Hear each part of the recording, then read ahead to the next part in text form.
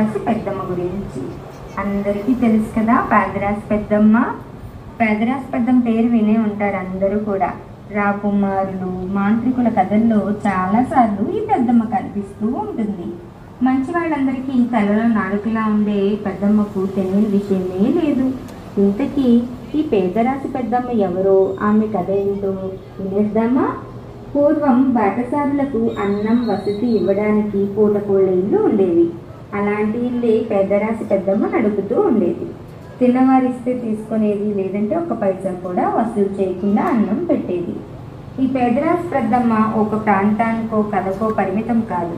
విక్రమార్కుడు, భోజరాజుల్లా ఒక మనిషి మాత్రమే కాదు, ఆయా కాలాన్ని బట్టి సమాజానికి మేలు చేసే ప్రతి ఒక్కరిలో కూడా పేదరాశి పెద్దమ్మ కనిపిస్తుంది.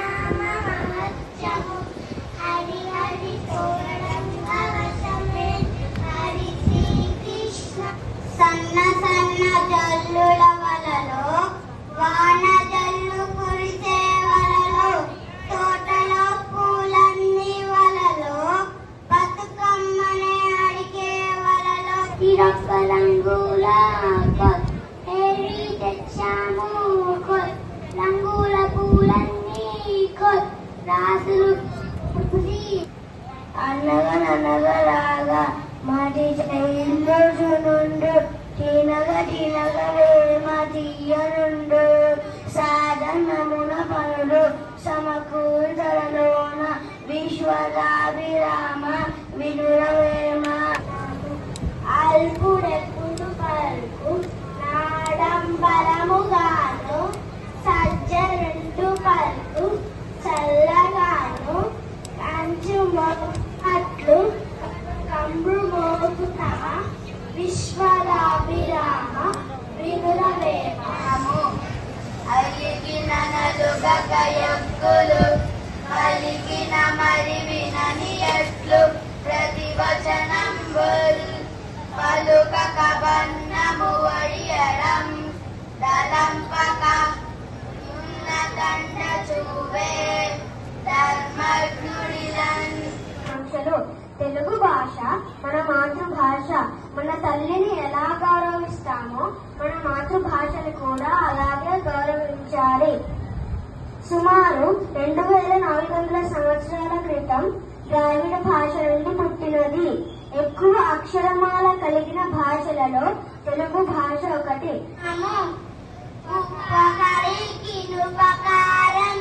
విపరీతము కాదు చేయ వివరింపంగా నపకారికి నుపకారము నెపమెన్నక చేయువాడు నేర్పడి సుమతి. తినటిన తలుపులు తినాటి తలుపులు ఎప్పుడు మూసినా చప్పుడే రాదు.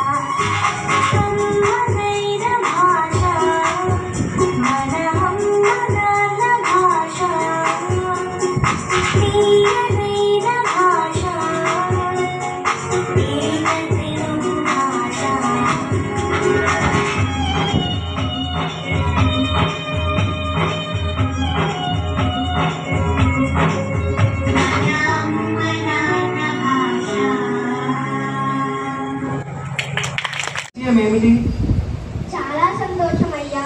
మీలాంటి సుందరమైన రూపాన్ని దర్శించడం చాలా ఆనందంగా ఉంది. నన్ను రఘురాముడు అంటారు. మరి మీ పేరేంటి? నన్ను కన్నయ్య అంటారులే. నేను సూర్యవంశానికి చెందిన వాణ్ణి. మాది చంద్రవంశమయ్యా. పక్కన ఉన్నవారు ఎవరు? ఆయన మా తమ్ముడండి. ఆదిశేషుని అవతారంగా జన్మించినటువంటి వాడు. పేరు లక్ష్మణుడు. మరి మీ పక్కన ఉన్నది ఎవరు? ఈయన ఆదిశేషుని అవతారం లేవయ్యా. ఈయన పేరు బలరాముడు. ఈయన మా అన్న. నేను కుటుంబంలోనే పెద్దవాణ్ణి. అగ్రజుడిని నేనే. మా కుటుంబంలో నేనే చిన్నవాడినయ్యా. కనిష్ఠుని నేనే. అయ్యా, నాకు 12 సంవత్సరాల వయసు ఉండే సమయానికి విశ్వామిత్ర మహర్షితో వెళ్తుండగా నేను నేర్చుకున్న విలువిద్యని ఒక ఆడదానిపై ప్రయోగించాల్సి వచ్చింది. తాటకి అని ఒక పెద్ద రాక్షసి ఒక ఆడదాన్ని చంపేశాననే బాధ నాకు ఇప్పటికీ ఉంది. చాలా సంతోషం అయ్యా.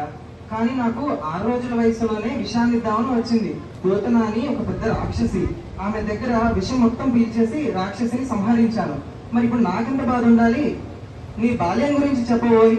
నా బాల్యం గురించి ఏముందయ్యా, చెప్పడానికి చాలా ఆనందం. వైభవంగా నేను పుట్టేటువంటి సమయంలో అయోధ్య మొత్తం పండగ చేసుకుంటున్నారనుకో. మధ్యాహ్నం 12 గంటలకు పుట్టాను. మర్యాద పురుషోత్తముడు అయ్యా నీవు. అదృష్టవంతుడు. నేను పుట్టే సమయానికి మధ్యరాత్రి 12 గంటలైంది. భయాందోళన మధ్య భయంగా ఎప్పుడు పుడితే ఎక్కడ చంపేస్తారో అన్న భయంతో ఏడిస్తే నోరు నొక్కేసి శత్రువు కంటపడకుండా భయపడుతూ కన్నది మా అమ్మ. పోనీ కన్నది తని తీరా చూసుకోలేదు. రాత్రికి రాత్రి మార్చి మరో చోట దాచి నన్ను బ్రతికించారు. అయ్యా, నేను ఏకపత్ని వ్రతుణ్ణి. నాయన నువ్వు గొప్పడివి. నాకంత శక్తి లేదు కానీ నేను బహుభార్య భోజుణ్ణి. నా భార్యని ఒకరెత్తుకెళ్ళాడయ్యా రావణాసురుడని. ఆయన్ని సంహారం చేసి నా భార్యని నేను తిరిగి తెచ్చుకున్నాను. నువ్వు మహానుభావుడు అయ్యా. ధనుసు విరిచి కాంతని గెలుచుకోగలవు. ధనుసు ఎక్కుపెట్టి కఠినాత్ముని నేలకూర్చగలవు. నేను నీ అంత గొప్పవాణ్ణి కాదయ్యా. శత్రువుని అసలే కాదు. నా భార్యని నేను దొంగతనంగా తెచ్చుకోవాల్సి వచ్చింది. నా కోసం ఒక ఆవిడ వచ్చిందయ్యా. వాస్తవానికి సీతమ్మ కంటే అందంగా అలంకరించుకొని వచ్చింది. వేసుకొచ్చింది జాగ్రత్తగా. మా తమ్ముడికి చెప్పా. ముక్కు చెవులు కోసి వికృతంగా చేసి పంపించాడు. Hello, hold on. మాకు ఫ్యాన్స్ ఉన్నారయ్యా. మా కోసం కూడా కుబ్జ అని ఒక ఆవిడ వచ్చింది. కానీ నేను నీ అంత కఠినంగా ప్రవర్తించలేదులే. ఆమె వికృత రూపంగా ఉంటే మాయ చేసి అందమైన రూపాన్ని ఇచ్చి పంపించా.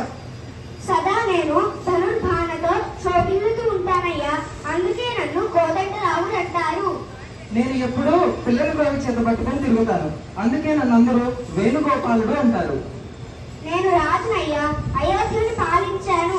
ధర్మాన్ని పాటిస్తూ ఉంటాను. నేను ఎటువైపు ఉంటే అటే రాజులు తయారవుతారు. నేను ధర్మస్థాపన చేస్తుంటాను. సరేనే కానీ స్వామి, మీరు ఎప్పుడైనా అబద్ధం చెప్పారా? అంటే ఏంటి? నేను తృణప్రాయంగా మంచి నీళ్ళతో సమానంగా. నీకు అసలు అనుమానమే లేదు. నన్ను ఎవరూ నమ్మరు. నన్ను ఎవరైనా నమ్మారంటే అంతకంటే అమాయకుడు ఇంకొకరు లేడు. నాకు ఎక్స్ట్రా క్వాలిఫికేషన్ కూడా ఉంది. దొంగతనాలు చేయడంలో ఎక్స్పర్ట్ని. దొంగతనం చేసి అత్తాకోడల మధ్య గొడవ పెట్టడంలో నన్ను మించినోడు లేడు. నా భార్య కాంచనమృగం కావాలందయ్యా. తెద్దామని వెళ్ళానయ్యా. తీరా చూస్తే కాంచనమృగం లేదు, కాంత లేదు. నేను సమంతకమని తెచ్చుకున్నానని వెళ్ళానయ్యా. దాంతో పాటు జాంబవతి అని భార్యను కూడా తెచ్చుకున్నాను. అయ్యా, నేను అయోధ్యని సురక్షితంగా ఉంచి మా పిల్లలకు రాజ్యాన్ని ఇచ్చి నేను కాలం చేశాను. ఇది నా గమనం. మీరు అదృష్టవంతులండి. నేను చూస్తుండగానే ద్వారక మునిగిపోయింది. ఇది నా గమనం. నువ్వు చేసిన తప్పుకి నేను శిక్ష అనుభవించానయ్యా. ఏంటా తప్పు? నువ్వు వాడిని దాడి చేసి చంపినందుకు వాడు మరొక జన్మలో వేటగాడై పుట్టి నా కాళ్ళకి బాణం వేసి వచ్చాడు. ఏదేమైనా నీలాంటి గొప్పవారిని కలిసినందుకు ఆనందంగా ఉంది. నేను చేసిన పనులు కూడా హాస్యాస్పదంగా ఉన్నప్పటికీ నీలాంటి పురుషోత్తముడికి చెప్పినందుకు చాలా ఆనందంగా ఉంది.